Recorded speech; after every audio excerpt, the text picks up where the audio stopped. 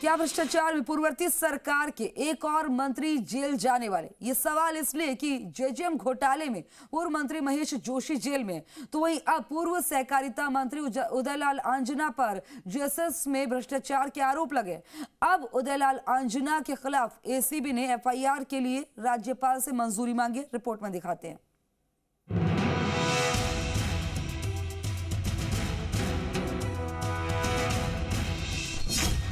महेश जोशी के बाद एक और पूर्व मंत्री जेल जाएंगे।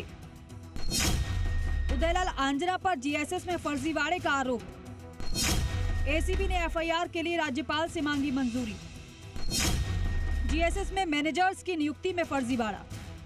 पूर्व कांग्रेस सरकार में हुए भ्रष्टाचार की परतें खुलने के बाद अब एक्शन की बारी है। जेजेएम में भ्रष्टाचार के आरोप में महेश जोशी की गिरफ्तारी के बाद अब पूर्व कांग्रेस सरकार के एक और मंत्री पर भ्रष्टाचार के दाग लग गए हैं।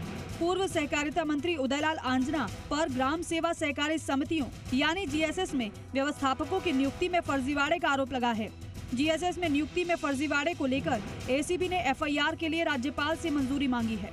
इसी मामले में सरकार ने विभाग के कई अधिकारियों के खिलाफ पीसी एक्ट की धारा 17A के तहत जांच की मंजूरी दे चुकी है। विभागीय स्तर पर जांच में इन अफसरों पर लगाए आरोप सही पाए गए हैं। एमडीएम घोटाले में 3 आईएएस के खिलाफ भी जांच।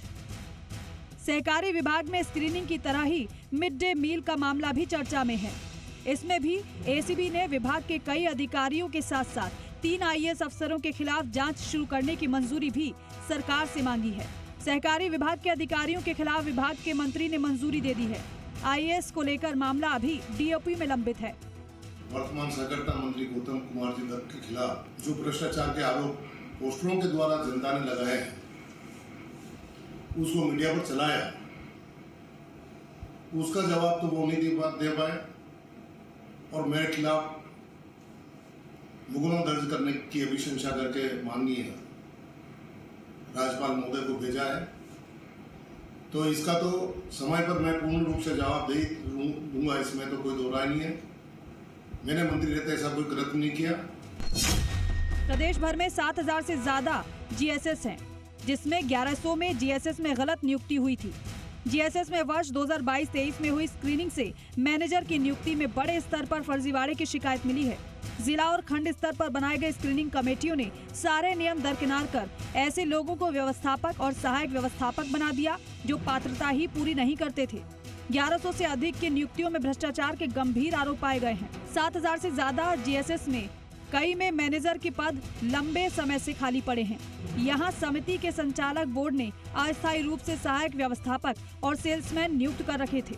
पिछली सरकार में तय किया गया कि वर्ष 2017 से पहले से कार्यरत सहायक व्यवस्थापक और व्यवस्थापक को नियमित किया जाए।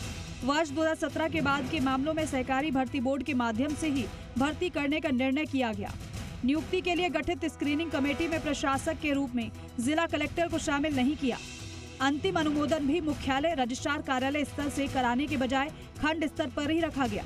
मुख्यालय ने पात्र माने गए आवेदकों की विस्तृत जानकारी मांगी, उसके बाद ये बदलाव किया गया था। जांच में अफसरों पर आरोप सही पाए गए।